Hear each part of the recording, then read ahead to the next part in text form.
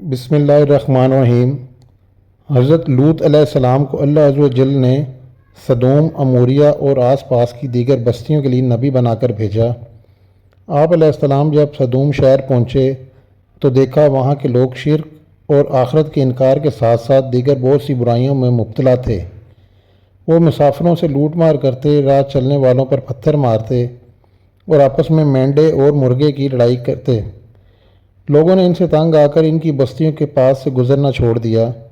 ان میں ایک بہت ہی کبھی برائی مردوں سے جنسی تسکین پائی جاتی تھی۔ یہ ایک ایسی بے حیائی تھی جس کا ارتکاب اس قوم سے پہلے کسی نے نہیں کیا تھا۔ یہ قوم اپنی اس بد کرداری کو عیب سمجھنے کی بجائے فخر کے طور پر ذکر کرتی تھی۔ حضرت لوط علیہ السلام نے اپنی قوم کو بڑے نرم لہجے میں بے حیائی اور حرام کاموں کے ارتکاب پر گزشتہ اقوام کو ملنے والی سزائیں بتاتے ہوئے شرافت اور پاک دامن زندگی گزارنے کی تعلیم دی، اور انہیں بتایا کہ اے میری قوم، تم اپنے آپ کو انسانیت کے معیار سے نیچے گرا چکے ہو۔ حیوانی شہوت نے تمہاری عقلوں پر پردہ ڈال دیا ہے کہ تم ان عورتوں کو چھوڑ کر جنہیں اللہ تعالیٰ نے تمہارے سکون کے لیے پیدا کیا، مردوں سے بدفعلی کا ارتکاب کرتے ہو۔ تم حد کو تجاوز کر چکے ہو۔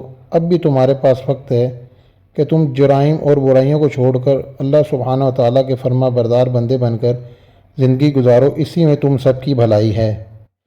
حضرت لوط علیہ السلام نے اپنی قوم کو خوب وعظ و نصیحت کی اور انہیں اللہ تعالیٰ کی نافرمانی کرنے پر عذاب الہی کا خوف دلایا، لیکن انہوں نے وعظ و نصیحت کو قبول کرنے کی بجائے حضرت لوط علیہ السلام کو جھٹلا دیا اور کہا کہ آپ پاک دامن رہنا چاہتے ہیں تو ہمارے علاقے سے نکل جائیں۔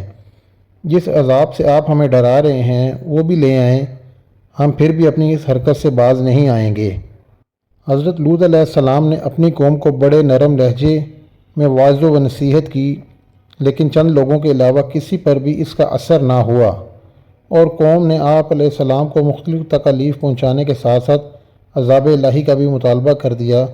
آپ علیہ السلام نے اللہ کے حضور دعا مانگی، اے میرے رب، ان فسادی لوگوں کے مقابلے میں میری مدد فرما۔ اے میرے پروردگار، جو یہ کام کر رہے ہیں اس معاشرے سے مجھے اور میرے اہل و عیال کو نجات دے۔ حضرت لوط علیہ السلام نے اللہ تعالیٰ سے قوم کے خلاف مدد طلب کی تو اللہ تعالیٰ نے قوم لوط کو ہلاک کرنے کے لیے فرشتے بھیجے، اور انہیں یہ بھی حکم دیا کہ وہ قوم لوط کو ہلاک کرنے سے پہلے حضرت ابراہیم علیہ السلام کو ان کے بیٹے اسحاق اور پوتے یعقوب کی خوشخبری بھی دیں۔ چنانچہ اللہ تعالیٰ کے فرشتے پہلے حضرت ابراہیم علیہ السلام کے پاس آئے اور انہیں بیٹے اور پوتے کی خوشخبری سنائی۔ پھر حضرت ابراہیم علیہ السلام کو یہ بھی بتایا کہ ہمیں قوم لوط کو ہلاک کرنے کے لیے بھیجا گیا ہے۔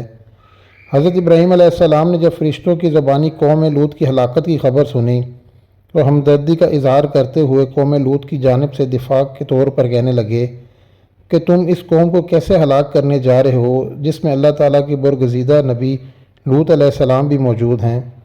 فرشتوں نے عرض کیا، ہم یہ سب جانتے ہیں، ہمیں حکم دیا گیا ہے ہم پوری قوم کو ہلاک کر دیں گے سوائے لوط علیہ السلام اور ان کے خاندان کے، البتہ لوط علیہ السلام کی بیوی بھی عذاب الہی کا شکار ہوگی۔ حضرت ابراہیم علیہ السلام کو بیٹے اور پوتے کی خوشخبری دینے کے بعد وہ فرشتے حضرت لوط علیہ السلام کے پاس نہایت حسین و جمیل نوجوان لڑکوں کی صورت میں مہمان بن کر سدوم پہنچے۔ حضرت لوط علیہ السلام ان خوبصورت مہمانوں کو دیکھ کر گھبرا گئے، اس بات سے ڈرے کہ ان کی بدبخت قوم ان مہمانوں کے ساتھ کہیں برا سلوک نہ کرے۔ حضرت لوط علیہ السلام ابھی اسی فکر میں تھے کہ قوم کے لوگوں کو آپ کے پاس آنے والے مہمانوں کے بارے میں معلوم ہو گیا، اور انہوں نے آ کر حضرت لوط علیہ السلام سے یہ مطالبہ کیا، انہیں ہمارے حوالے کرو تاکہ ہم ان سے اپنی جنسی خواہش پوری کر سکیں۔ آپ علیہ السلام بہت غمگین ہو گئے۔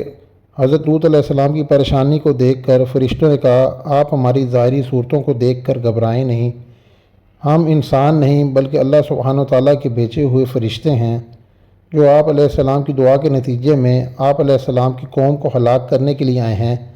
تب آپ علیہ السلام کو اطمینان ہو گیا۔ عذاب الہی کی آمد سے پہلے ہی حضرت لوط علیہ السلام اپنے خاندان و مومنین کو لے کر رات ہی میں سدوم سے ہجرت کر گئے۔ آپ علیہ السلام کی بیوی نے آپ علیہ السلام کے ساتھ چلنے سے انکار کر دیا۔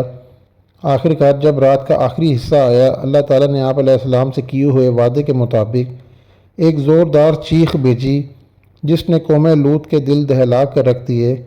فرشتوں نے انہیں زمین سے اٹھا کر آسمان کی طرف بلند کیا اور پلٹا کر دوبارہ زمین کی طرف پھینک دیا۔ پھر ان پر نشان زدہ مخصوص پتھروں کی بارش برسائی جس سے وہ تباہ و برباد ہو گئے۔ اس واقعے کو اللہ رب العزت نے بعد میں آنے والوں کے لیے عبرت بنا دیا۔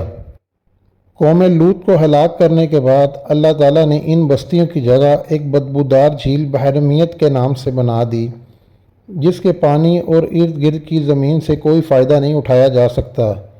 یہ اللہ تعالیٰ کی طرف سے اس کی عظمت، قدرت اور اس کی پکڑ کی ایک نشانی ہے۔